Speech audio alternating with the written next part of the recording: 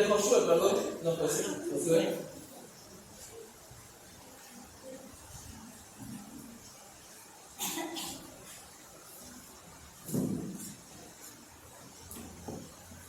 Josué capítulo 24, verso 29.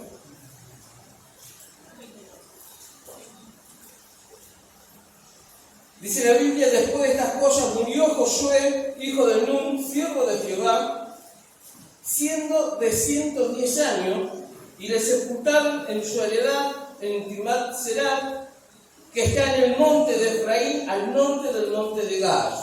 Y sirvió Israel, dice el verso 31, a Jehová todo el tiempo de Josué, y todo el tiempo de los ancianos que sobrevivieron a Josué, y que sabían todas las obras que Jehová había hecho en Israel. ¿Saben qué? Esta prédica le puse como título: preparando una generación para el avivamiento. Y de eso se trata, de volver a abrir la iglesia todos estos días por la mañana para orar. Preparando una generación para el avivamiento. Me impacta el libro de Josué, al terminar el libro, cuando habla acerca de la muerte de Josué, cómo pudo ser un hombre tan influyente en su generación. Porque dice en la Biblia que todo el tiempo que Josué vivió, el pueblo de Israel sirvió a Jehová. Todo el tiempo que, vuelvo a repetir, todo el tiempo que Josué vivió, el pueblo de Israel sirvió. No dice que buscó, no dice la Biblia que se volvió a Jehová, sino dice sirvió a Jehová. Y sirvió durante el tiempo de todos los ancianos que habían sobrevivido después de Josué. Todos los que quedaron. O sea, fue tan fuerte la influencia de Josué en vida y después de su muerte, que todo el pueblo de Israel, toda una nación sirvió a Dios por medio de una persona tan influyente, ¿no? Por eso pensaba en esto. ¿Por qué le vengo a hablar de esto? El día miércoles yo estoy trabajando con jóvenes WAP a nivel nacional. Y el día miércoles tuvimos un Zoom con la Comisión de Jóvenes, un Zoom con pastores y líderes de jóvenes de Salta, Jujuy y Catamarca, así en el norte argentino. Hicimos reunión a todo el norte y tenemos un Zoom con todos los líderes de jóvenes y pastores. Y se hizo de diferentes salas. Yo hablé, junto con Laura, hablamos sobre la generación de relevo, y nos tocó ministrar a una pastora de hace 20 años que está en el pastorado, y ella nos decía lo siguiente: hace 20 años que yo estoy en el pastorado, y yo me cansé de levantar líderes que trabajaron un año, venía alguien y decía: mire, pastora, yo quiero trabajar con los jóvenes, ¿no? Y empezaba a trabajar con los jóvenes, y no llegaba un año de liderazgo que ya bajaban los brazos, y después la pastora tenía que cubrir ese puesto porque ya había abierto el equipo. Así pasó con los equipos de oración, con el equipo de cantos que tenemos hoy en la iglesia, ¿no? Que todos dicen: no, yo sentí que Dios me llamó para esto, yo sentí que Dios me llamó para lo otro, y de repente, en un abrir y cerrar de ojos, se frustraron, se cansaron, se enojaron por X motivo, y dejaron el lugar, y la pastora tuvo que tomar ese lugar, ¿no? Y nosotros la escuchábamos con mi esposa, y escuchábamos una cierta frustración también en todo lo que ella hablaba. Después escuchábamos todos los líderes de lo que el norte argentino, que es otro mundo. Nosotros pensamos: acá nosotros estamos en la gloria, vivimos en la gloria, podemos adorar a Dios en un templo que vos decís: wow, qué linda casa, comparación de lo que la iglesia del norte, ¿no? Pero ellos tenían otra realidad. Teníamos líderes frustrados, cansados, líderes que decían: no, yo menos mal que fui al campamento, porque en el campamento Dios me habló porque quería dejar todo. Y yo me ponía a pensar y digo: wow, ¿qué pasa cuando alguien baja los brazos? ¿No? Entonces yo hablaba con esta pastora, y yo le decía: generación de relevo, una generación, pero para que haya una generación de relevo, tiene que haber líderes que preparen ese relevo. Por eso cuando yo te hablo de Josué, hablo de preparar una generación para el avivamiento. Una generación saben que en Kentucky, en la Universidad de Asbury, hace más o menos 10 días comenzó un avivamiento. 10 días, donde por las redes sociales se está viendo a los pastores ir a visitar. No sé cuántos de los que están acá vivieron alguna vez en un avivamiento, pero creo que el más rico que tuvimos fue en los 90, ¿no? 90 más o menos con Freyson y Jamerson Acondio. Están viviendo un avivamiento en esa universidad y ya por las redes sociales los pastores están yendo a ese lugar para ver qué es lo que está pasando, para llevar ese avivamiento a sus iglesias, a sus lugares. Hace 10 días que están teniendo en esa universidad, se interrumpieron las clases, están teniendo alabanza y adoración y oración continua a las 24 horas. Hace 10 días que los estudiantes están orando, adorando a Dios constantemente, sin parar, 24 horas.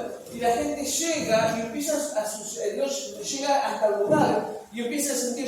Veíamos un pastor que estaba hablando y decía: yo ya llegué, estoy en la puerta de la universidad, y de repente hasta la voz empieza a temblar, porque empieza a sentir lo que se está viviendo en ese lugar. Un avivamiento. Cuidado, mirá que te salgo de decirle cuidado. Porque los avivamientos nos hablan de lo cercano que está el Señor. De lo cercano que está el Señor. Y nosotros queremos un avivamiento acá en el centro cristiano. Pero tenemos que aprender que para vivir un avivamiento hay que preparar una generación para eso. Hay que preparar una generación para el avivamiento. Yo quiero hablarte de las características de Josué. Porque él fue un avivador. Josué fue un avivador. Pero para que haya un Josué, tuvo que haber habido en la historia un Moisés. Porque a Josué se lo conoce en el Antiguo Testamento, en los primeros libros, como el ayudador, como el siervo de Moisés. Alguien que tuvo que haber visto cómo Moisés se manejaba, cómo Moisés oraba, cómo Moisés se acercaba a Dios. Alguien que tuvo que haber copiado todo eso para ser el sucesor. De hecho, Moisés, por la rebeldía del pueblo, no puede ver la tierra prometida, sino que el que hereda la tierra es su sucesor. Josué hizo mucho más de lo que Dios le había prometido a Moisés, ¿no? Y después vemos en este último capítulo, en los últimos versículos del libro de Josué, de cómo fue el impacto tan fuerte de la vida de Josué, que dice que mientras estuvo Josué vivo, todo el pueblo de Israel sirvió a Dios. Y aún fue tan fuerte su influencia que todos los ancianos que vivieron después, y estoy hablando porque dice que Josué murió siendo de 110 años, ¿sí? 110 años. Los ancianos que siguieron después de Josué, mientras ellos estuvieron vivos, con la influencia, la enseñanza de Josué, siguió el pueblo sirviendo a Jehová. Después de Josué tenemos otra historia, ¿no? Porque después viene el libro de los jueces y bueno, todo lo demás. Pero después de Josué hay otra historia. Pero quiero hablarte de Josué y quiero hablarte de una de las primeras características. Es que lo que él dijo, lo hizo. La fe, nuestra fe, tiene que estar fundamentada no solamente en hechos, sino en palabras. Cuando vos le preguntas a alguien en quién crees, ¿no? Preguntale al que te saluda, ¿en quién crees vos? Y si te contesta, no vamos a hacer ahora un diálogo, pero si te contesta, tienes que decirle por qué crees. ¿En qué está fundada tu fe? ¿Cuál es el fundamento de tu fe? ¿No? En el libro de Números capítulo 12, verso 13, vemos la historia de Josué, ¿no? Y anteriormente vamos a ver cómo a Josué se lo cataloga como siervo de Moisés. Pero en el Números capítulo 12 y capítulo 13 no habla la Biblia, cuenta la historia de cuando Moisés tiene que elegir a 12 hombres, 12 príncipes de la tribu de Israel, uno de cada tribu, para que vaya a reconocer la tierra de Canaán, tierra prometida que Dios le había prometido al pueblo de Israel. Cuando van estos 12 espías, dicen que 10 vienen con mala noticia y 2 son los que vienen creyendo en la promesa que Dios le había dado, que fue Caleb Y fue el caso de Josué. Ahora, cuando estos 10 se presentan ante el pueblo príncipes. ¿Por qué digo esto? Porque cuando fueron a reconocer la tierra, fueron líderes a reconocer la tierra. Líderes, hombres de fe, hombres que habían vivido lo que Dios había hecho. Pero 10 de estos líderes vinieron con malas noticias, fueron pesimistas, vinieron con noticias negativas, vieron una realidad, ¿no? Una realidad distinta, vinieron diciendo, no, esta tierra en la que vos nos prometiste, sí es una tierra buena, que fluye leche y miel, dice, pero que sus moradores son gigantes, y nosotros parecemos langosta al tamaño de ellos, y nos vamos a ser devorados, tierra que traga a sus moradores, le dicen ellos, ¿no? Ahora vos imaginate, vos tenés tu líder de célula, que viene y te dice, no te congregues, no vayas a la iglesia, no hagas esto, no hagas lo otro, porque no podés hacer tu vida libremente. Entonces vos decís, wow, un líder me está enseñando esto. Un líder me está diciendo que todo está permitido. Pero 2 vinieron con otras noticias. Ahora vos te decís una cosa, vos tenés un grupo de 12 personas, vos estás en un grupo. Siempre nosotros como seres humanos tendemos a seguir a la multitud. Siempre. La multitud va para allá, vos vas para allá, ¿no? Cuando vieron que uno es malo cuando está en un grupo. Pero cuando está solo es como que primero ve el panorama, a ver si da para pelear o no. Pero cuando vos estás en un grupo, sos malo, ahí podés. Pero siempre tendemos a buscar siempre la opinión de todo el resto. Eso le pasó a los 10. Yo me imagino que de los 10, algunos tenían otra opinión, como la de Josué y la de Caleb. Pero siguió al resto. Escuchó al resto. ¿Nunca te pasó que vos vas al supermercado que tanto se habla de la inflación? Y vos decís, sí, no se puede comer, no se puede comprar esto. Y decimos, no podemos comprar lo otro. Y te enganchás en la conversación de lo que están hablando ahí. Y que toda esa conversación no tiene nada que ver con el fundamento de tu fe. Porque nosotros no dependemos de la inflación y de la economía, dependemos de un Dios que es el Dios del oro y de la plata, dice la Biblia, ¿no? Pero nos enganchamos muchas veces en conversaciones de otros porque la mayoría va para ese lugar. La mayoría está inclinado hacia ese lugar. Pero Josué le dijo, sí, es verdad, nosotros parecemos como langostas delante de ellos, pero lo vamos a comer como pan. Nosotros vamos a comer, porque mayor es el que está en nosotros, ¿no? Mayor es el que está con el pueblo de Israel, el que prometió, el que hizo la promesa, el que dijo, vamos a ir, lo vamos a comer. Por causa de esos 10, el pueblo de Israel tuvo que pasar los 40 años en el desierto sin ver la tierra prometida. Solo Josué y Caleb tuvieron una promesa de parte de Dios para heredar lo que venía. Entonces, lo primero que quiero decirte es que para que vos puedas ser un líder influyente, tus palabras y tus hechos tienen que caminar de la mano. Vos no podés decir, yo creo en Dios, cuando con tus hechos seguís a la multitud. Nosotros no podemos hoy, donde se están despertando avivamientos en distintos lugares del mundo, no podemos hoy seguir jugando al cristiano. Por eso cuando yo hablaba con los chicos, y oraba por ellos, cuando se armó decía, el fin de todo el discurso oído, teme a Dios y guarda sus mandamientos. Porque esto es el todo del hombre. No podemos jugar al Evangelio. Hoy no podemos darnos el lujo de decir una cosa y hacer otra. Hoy nos miran, nos ven.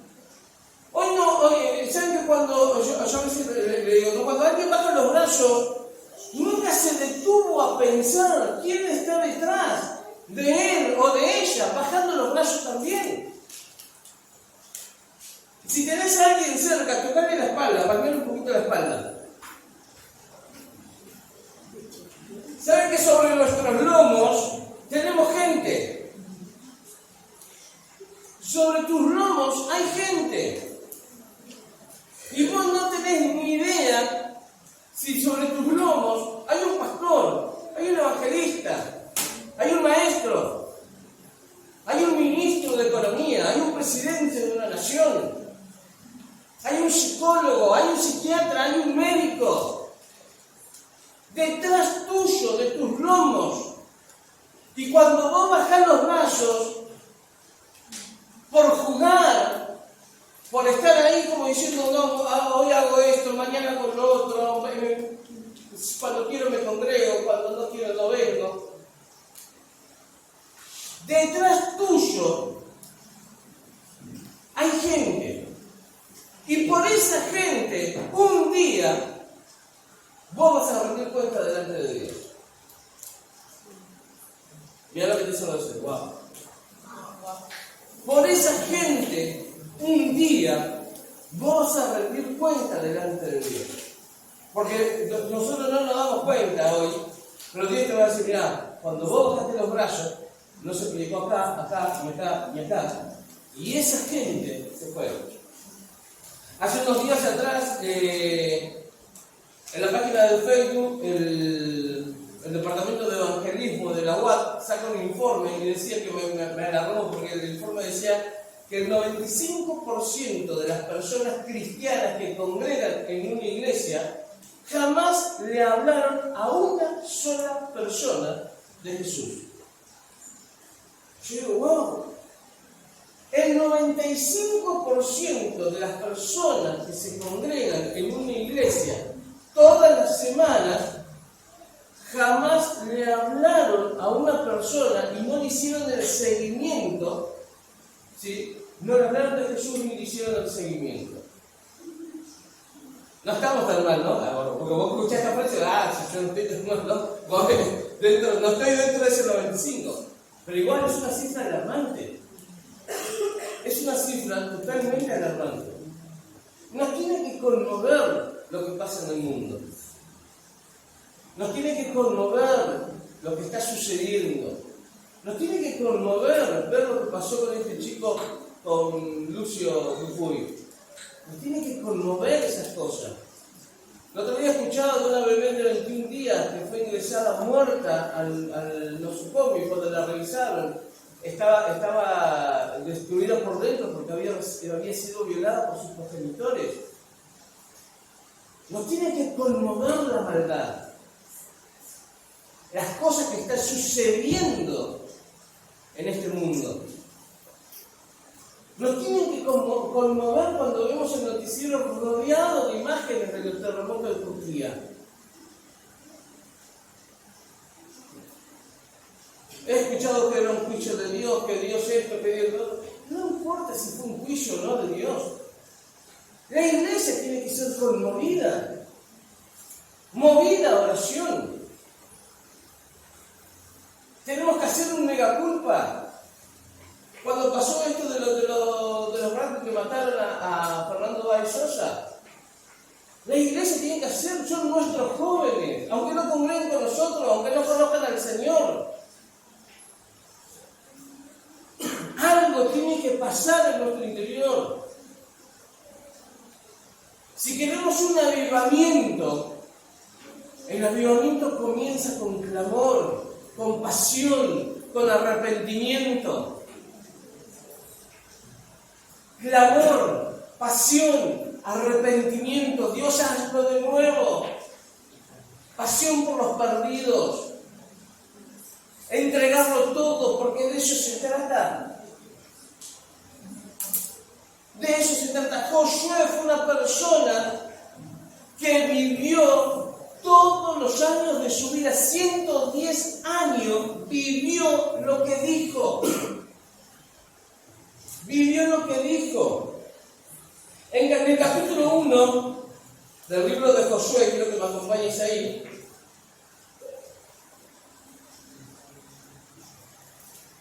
Porque otra de las características es estar listo.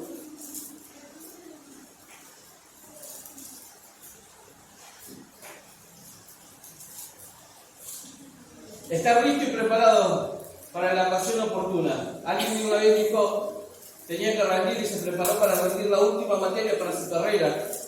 Y se preparó, y se preparó, y se preparó, y se preparó para rendir. Y no durmió, y se preparó para rendir, y fue a rendir. Y cuando se presentó a rendir, en el colegio le dijeron, no, la mesa de examen fue ayer. Dijo, llegó tarde, por no prestar atención, llegó tarde cuando tenía que rendir.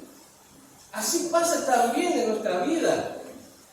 Estar preparados para el momento oportuno. Versículo 1 dice la Biblia, aconteció después de la muerte de Moisés, siervo de Jehová, que Jehová habló a Josué, hijo de Nun, servidor de Moisés, diciendo, mi siervo Moisés ha muerto. ¿De quién era servidor Josué?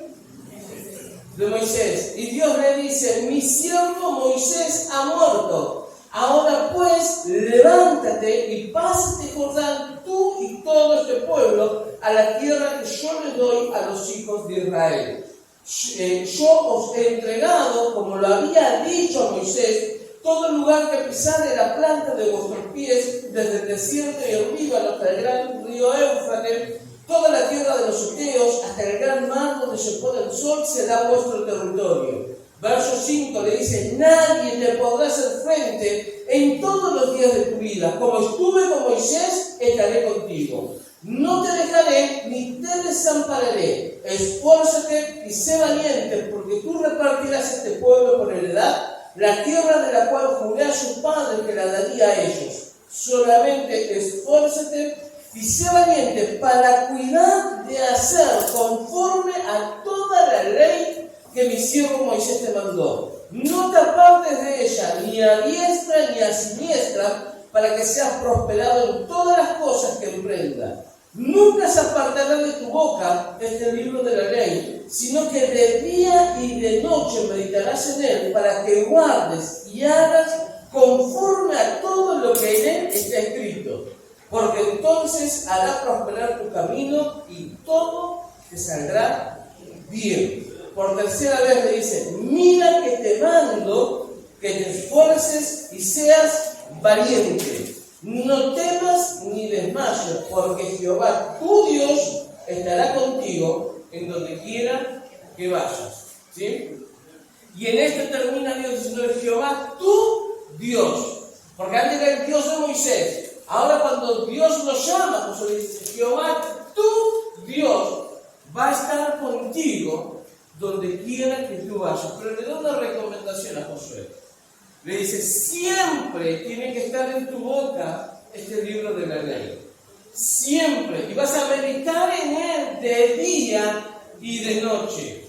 Y todo lo que hagas te va a salir bien. Si algo de lo que vos estás haciendo no tiene un fundamento en la palabra de Dios, abrí los ojos. Presta atención. Fíjate, porque si algo no está dentro de los parámetros de la palabra de Dios, entonces no estás vos tampoco en los parámetros. Nosotros estamos viviendo un tiempo peligroso como iglesia. Un tiempo peligroso, ¿por qué te digo esto? Porque es un tiempo donde nosotros estamos viviendo hijos que se rebelan a los padres. Hijos que se rebelan y que incluso se van de su hogar y los padres quieren traerlos a su hogar. Estoy hablando de líderes cristianos, lo quieren traer a su hogar y el hijo lo denuncia y va con la policía y la policía le da la razón al hijo. Y no pueden traerlo otra vez a la casa. Porque a los 16 años ya tienen potestad para decidir sobre su cuerpo y sobre lo que quieren. Pero si nosotros nos ponemos a ver y a meditar y a entender que esto pasa por descuidar la palabra de Dios, por descuidar los principios de la palabra de Dios en la familia, porque a veces nosotros naturalizamos las cosas y es como que pensamos que toda la sociedad lo permite. En casa también. En casa lo podemos hacer. Naturalizamos las malas palabras, naturalizamos la violencia verbal, naturalizamos un montón de cosas cuando no tiene que pasar.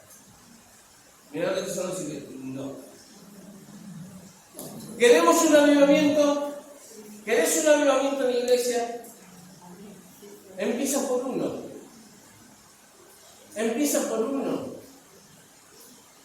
No estamos perdidos, estamos a tiempo de cambiar un montón de cosas. Estamos a tiempo de modificar. Estamos a tiempo de prestar atención a las señales. Estamos a tiempo de ver el momento para poder luchar, interceder y clamar por nosotros. ¿Saben que el Señor a mí me enseñó dos cosas en este tiempo? Cuando estaba internado en Benja, que lo operaron la semana pasada, el miércoles de la semana pasada, lo operaron de la apéndice. Cuando yo lo llevo, que estaba ahí en la guardia, estaba con mucho dolor, ¿no? Y cuando nos pasan cuando hablo con el pediatra, que estaba ahí en la ecografía, no sale nada. Pero me dice el pediatra, en la ecografía no sale nada, pero yo no me lo llevo, lo digo porque tiene mucho dolor. El conocimiento, cuando uno tiene conocimiento, el conocimiento te da poder. Porque si no, uno se come cualquier verdura de lo que te dicen los médicos. Entonces, cuando esperamos ahí el resultado de los análisis, los valores del glóbulo blanco estaban muy altos. Y eso significaba que había infección. Entonces el pediatra me dice, no, lo vamos a dejar, lo vamos a internar acá en la guardia hasta que le encontremos la cama y lo vamos a tener ahí. Pasa la noche, yo le había dado la sala, estábamos ahí, estaba con él, y estaba muy dolorido. En un momento él se duerme y se quejaba del dolor donde se arranca el suero que tenía. Y en ese momento, cuando yo estaba ahí, el Señor me dijo, este es el tiempo de pelear. ¿Y saben qué me acordé? Porque en ese momento me acuerdo cuando él nace, que estaba muy grave, que estaba en la incubadora, que tenía la carpa de oxígeno con todos los cabecitos, siempre lo cuelgo esto, ¿no? Que nosotros íbamos con Laura y por la incubadora le agarrábamos una manita a cada uno a los costados y nosotros le decíamos esto, gordito, ponete bien, porque mamá y papá están peleando por vos, ¿no? Y mientras estábamos ahí, yo recuerdo que nosotros vivíamos acá, Laura se queda, yo vengo acá a la iglesia. Y yo siento en un momento, como un dolor en mi corazón y siento que Dios me dice, es tiempo de pelear. Es tiempo de pelear. Entonces yo me paro y digo, te hablo en el nombre de Jesús, soltá la vida de mi hijo. Yo te reclamo la vida de mi hijo. En el nombre de Jesús lo soltá. Y ese día cuando estábamos ahí en la guardia, yo le decía a Laura, yo tuve una noche, una guerra espiritual, digo, tuve ese día. Porque ese día mientras él estaba ahí, yo siento que Dios me dice, es tiempo de pelear. Entonces yo ahí, en la sala, me paro y digo, te hablo en el nombre de Jesús. Yo te reclamo la vida de mi hijo. Soltá la vida de mi hijo. Soltá la vida de mi hijo. ¿No? Y empecé a pelear ahí, pasé un loco, ¿no? Peleando en mi mente.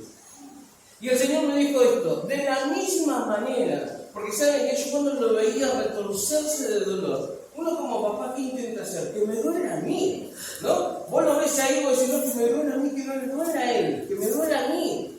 Que porque vos lo ves ahí y como que no tenés...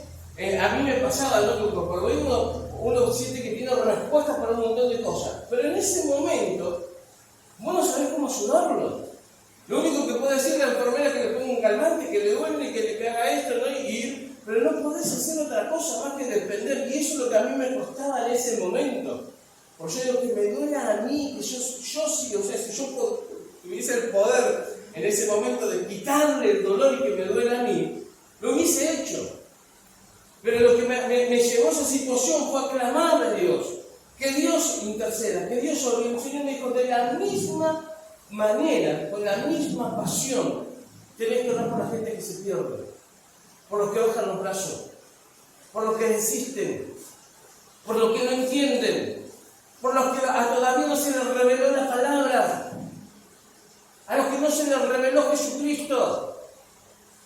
La misma pasión, y ya hace unos días atrás había vivido una experiencia que no podía, cuando pasó esto lo de Lucio Dupuy, no pude terminar de escuchar el audio de una de las mujeres que estaba declarando, porque me pareció tan aberrante que yo le decía a Laura, escuchaba el audio de lo que le habían hecho a ese nene y se me caían las lágrimas, no podía terminar, y miren que he escuchado tantas cosas, y había algo en mi corazón que el Señor estaba poniendo esa compasión, ese dolor, y ese día el Señor me dijo, con la misma pasión, orar por los que se pierden.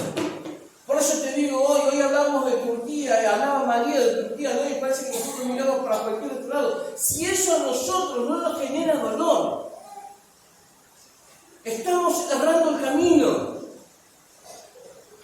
Si nosotros estamos sumergidos en nuestra burbuja de lo que me pasa a mí, de lo que pasa en mi matrimonio, de lo que pasa con mis hijos, y no tengo la capacidad de ver al otro, el dolor, la miseria del otro, entonces algo estoy fallando.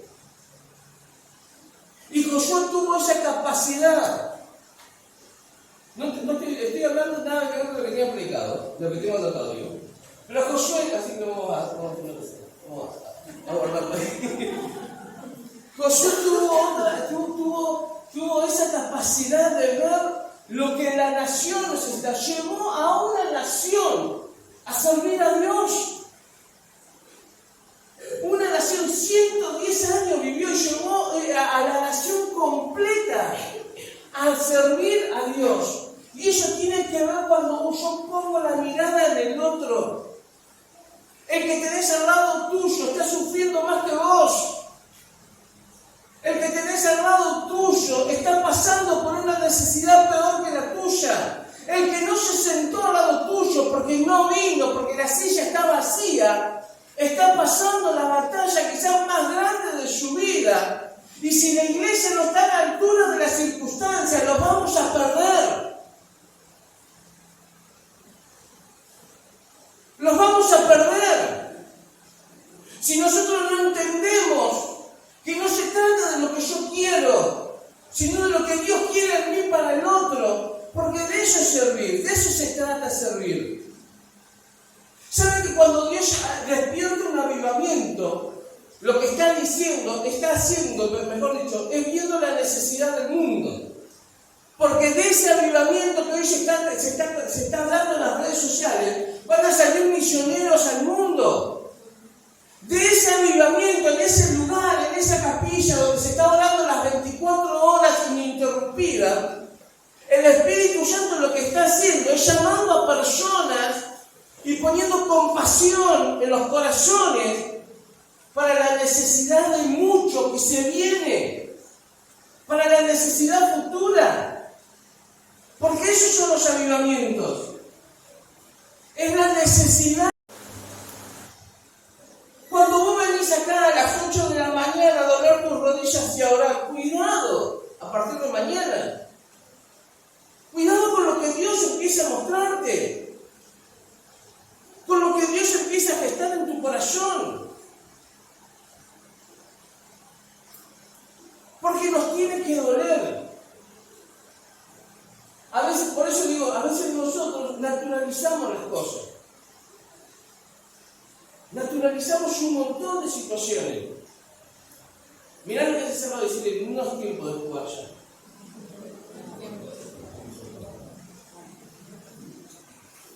No es tiempo. No es tiempo de dormir. Es tiempo de levantarte. Cuando Dios nos llama a Josué, dice, levántate, levántate. 3 veces le dijo, levántate, y esfuérzate y sé valiente, levántate. Y a veces estamos en un letargo continuo, no estamos ahí como que, y la vida se nos pasa sin hacer absolutamente nada. Yo tengo 44 años, ¿sí? Gracias a Dios, el día que lo trajeron a Benja, cumplí 44 años.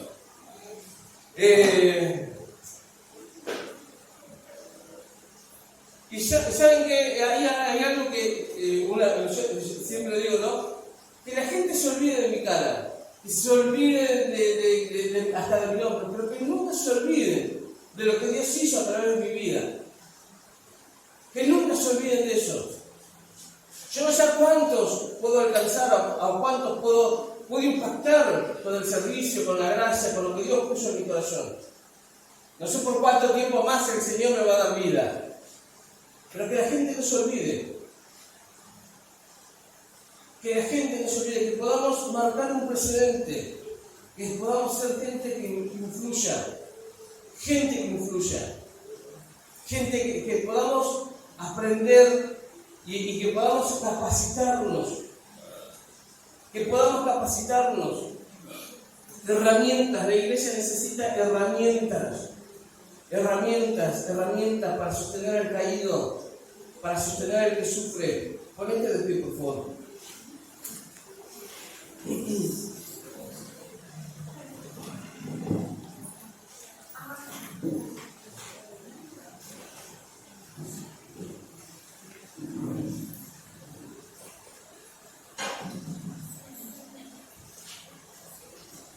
Si nosotros queremos fuego para estar calentitos, nosotros somos egoístas. Si nosotros le pedimos a Dios que el fuego siempre arde en el altar, simplemente para venir acá y sentir que el Espíritu Santo nos ministra y llorar y irnos a casa, somos egoístas. Si nosotros le pedimos a Dios algo y Dios obra, es para el otro. Nunca te olvides eso. Nunca te olvides eso. Hay gente que está sufriendo. Hay gente que tiene dolor. Hay gente, mujeres, que vos las vas a ver que entran a este lugar, pero su corazón está roto. Roto por una sinvergüenza, por alguien que no supo gestionar sus emociones y volcó su frustración sobre esas mujeres. Alguien que no supo gestionar sus emociones. Alguien que no tiene la capacidad de decir, bueno, paro acá. Chicos que están rotos, porque la gente que lo tenía que cuidar, sus padres que tenían que protegerlo, lo terminaron golpeando, abusando.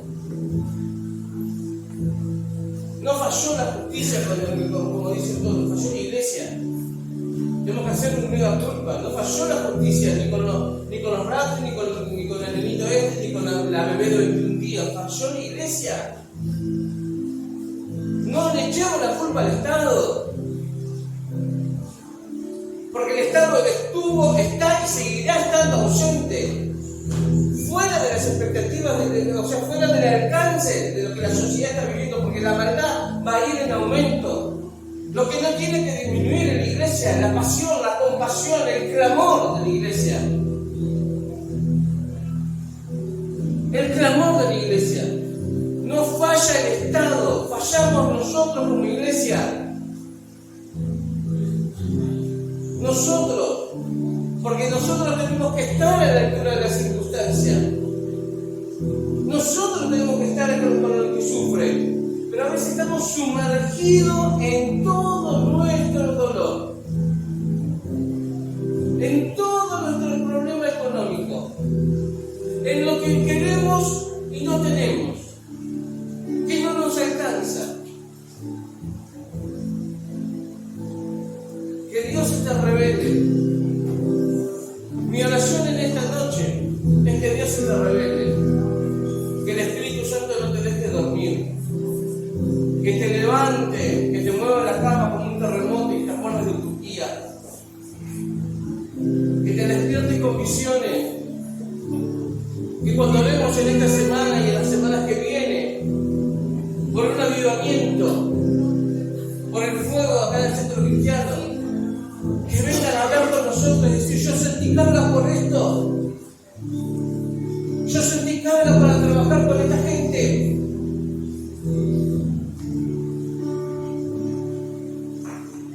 Que el Señor se te revele. Aquellos que son abuelos, que el Señor se te revele para hablarles a tus nietos. A tus nietos que están sufriendo, que el Señor se te revele. Que el Señor se te revele. Pablo decía, me voy a gastar, voy a dar todo de mí, con tal de poder hacer lo que Dios quiere que haga y alcanzar a la mayor cantidad de gente. No es tiempo de descansar, no es tiempo de dormir, es tiempo de levantarnos, es tiempo de levantarnos y empezar a clamar, a clamar, a clamar. La iglesia en oración, la iglesia viva, la iglesia avivada, la iglesia que esté ardiendo constantemente, que ese fuego empiece a encenderse y arder, y que esa misma pasión nos lleve a tener compasión y a ir a buscar al que sufre, al que está caído, al que quedó en el campo de batalla peleando con vos y conmigo, porque salieron al mismo campo de batalla y han caído en el campo de